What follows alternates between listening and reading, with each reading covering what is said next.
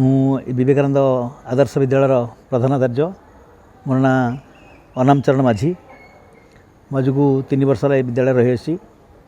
ଏ ବିଦ୍ୟାଳୟର ମୁଁ ରହିବା ପରେ ଦେଖିଲି ଟିକେ ଗଛପତ୍ରର ଅଭାବ ରହିଛି। ତେଣୁ ମୁଁ ଜଙ୍ଗଲ ଡିପାର୍ଟମେଣ୍ଟ ସହିତ କଥାବାର୍ତ୍ତା କରିଥିଲି, ଫରେଷ୍ଟର ସହିତ, ରେଞ୍ଜର ସହିତ କଥାବାର୍ତ୍ତା କରିଥିଲି। ଯାହା ହଉ ସେ ସୁଯୋଗ ଦେଲେ ଆଜି ଆମ ବିଦ୍ୟାଳୟରେ ଏ ବନ ମହୋତ୍ସବଟି ପାଳନ ହେଲା।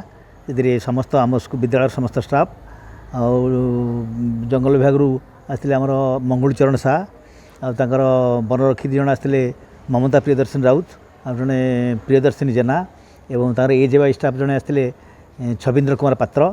ଏମିତି ସମସ୍ତ ସହଯୋଗ ତଥା ଆମ ବିଦ୍ୟାଳୟର ସମସ୍ତ ଛାତ୍ରଛାତ୍ରୀ ଏଥିରେ ସହଯୋଗ କଲେ। ଯାହା ହଉ ବନ ମହୋତ୍ସବଟି ଖୁବ୍ ସୁରୁଖୁରୁରେ ହୋଇପାରିଲା। ଆମ ପ୍ରାୟ 100 ଭଳିଆ ଗଛ ଲାଗିଯାଇଛି, ଆଉ କିଛି ଗଛ ଲାଗିବ। ବୃକ୍ଷ ହିଁ ଜୀବନ। ତେଣୁ ଗୋଟେ ଛୋଟ ପିଲାକୁ ବଡ଼ ମଣିଷ କରିବା, ଯାହା ଗୋଟେ ଗଛକୁ ଲଗେଇକି ତାକୁ ପାଣି ଦେଇ ତାକୁ ବଞ୍ଚେଇକି ଯଦି ବଡ଼ କରିପାରିଲେ, ତାହେଲେ ଏଇଟା ଆମେ ଗୋଟେ ମାନେ ପୃଥିବୀ ପାଇଁ ଗୋଟେ ଭଲ କାମ କରୁଛନ୍ତି ବୋଲି ଭାବିବାକୁ ପଡ଼ିବ।